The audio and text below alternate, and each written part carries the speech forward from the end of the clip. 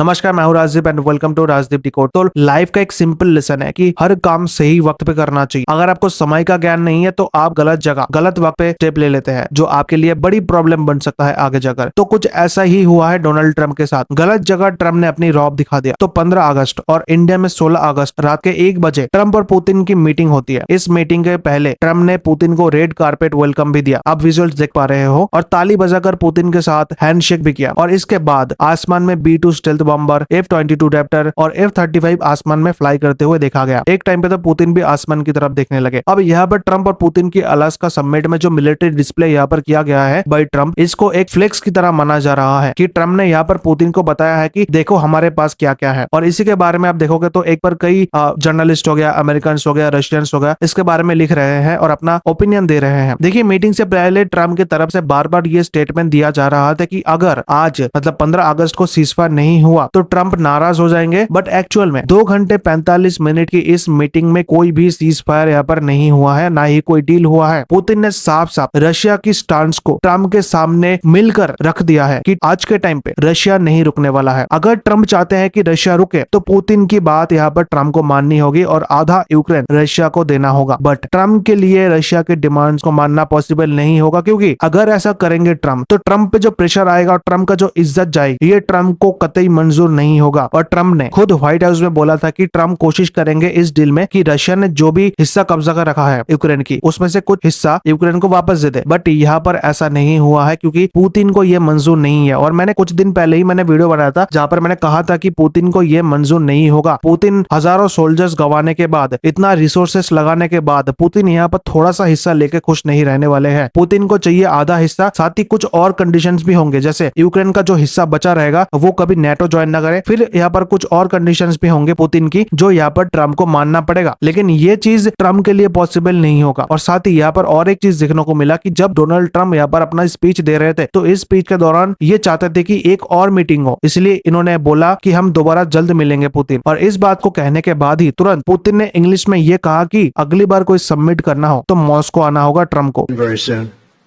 Thank you very much, Vladimir. Next time in Moscow. Oh, that's an interesting one. I don't know. I'll get a little heat on that one, but I could see it possibly happening.